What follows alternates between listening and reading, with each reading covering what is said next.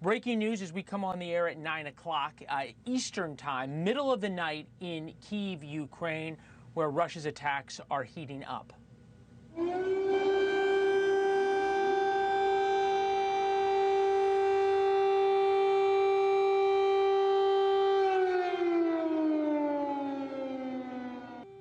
I've heard those sirens myself around the world. This is brand new video tonight from Robert Sherman, stationed in Kyiv. You can see people running to shelters.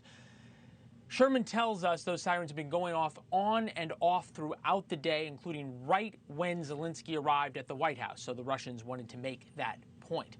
A Ukrainian member of parliament just told me President Trump and President Trump alone has the power to end the war in Ukraine. Today, the president said plans are in motion for a face-to-face meeting now between Zelensky and Putin. This hour, that Ukrainian member of parliament, Helena Yanchenko, tells us how much longer Ukraine can fight. First, Bill O'Reilly on how Trump can truly take control of the peace talks, plus Senator John Kennedy on why Republicans are making a mistake if they underestimate Democrats. First now, back to the big news from Ukraine and Washington. There's growing momentum now, and this is a great thing, for a deal between Ukraine and Russia.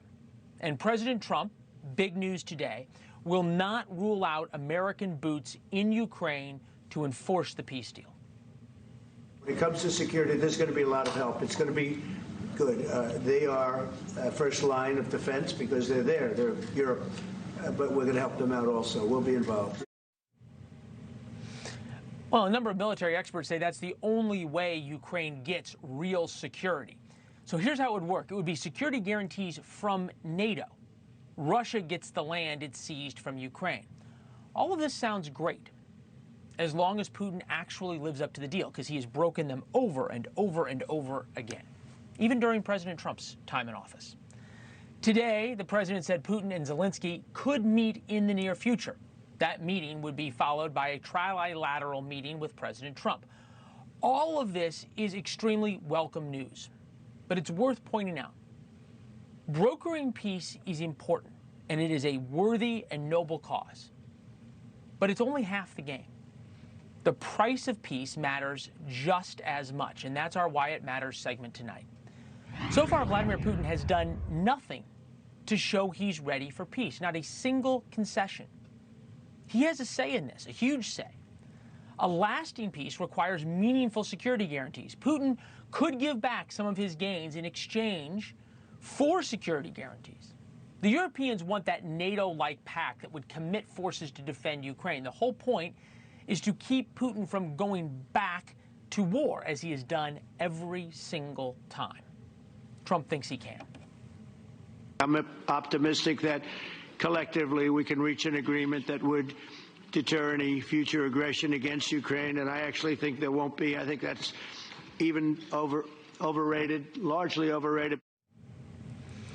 So Putin did not launch this huge invasion of Ukraine during Trump's first term, and Trump has said that, and he is correct. But if you look on the ground, nothing shows that Trump is deterring Putin right now. In fact, just the opposite. Trump wanted a ceasefire, and Russia has launched significant attacks on Ukraine even this morning. That is an unmistakable message to both Trump and Zelensky that Putin will do what he wants.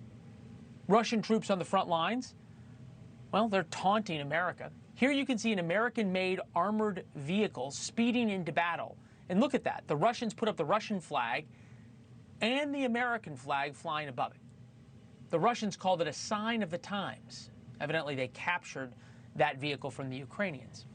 So we predicted this on Friday, and it has happened probably even more than we could have expected. But President Trump now faces enormous pressure to place severe economic sanctions on Russia. The Europeans say punishing Putin is the only way to show him we are serious about peace, but also about deadlines and enforcing them.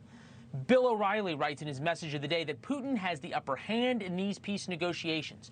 Putin is the power player because only he can stop the madness. If the USA and Europe decide to wage economic warfare on Russia, the scenario changes, but aggressive action against a psychopath can be dangerous. The U.S. is quite literally the only country in the world with the power to force Putin to make a deal, to cripple Russia's war machine. Putin knows that. Zelensky knows it. Europe knows it. Now it is up to President Trump to do it. Thank you for watching. Subscribe below and download our NewsNation app right now on your phone, and you will get fact-based, unbiased news for all Americans.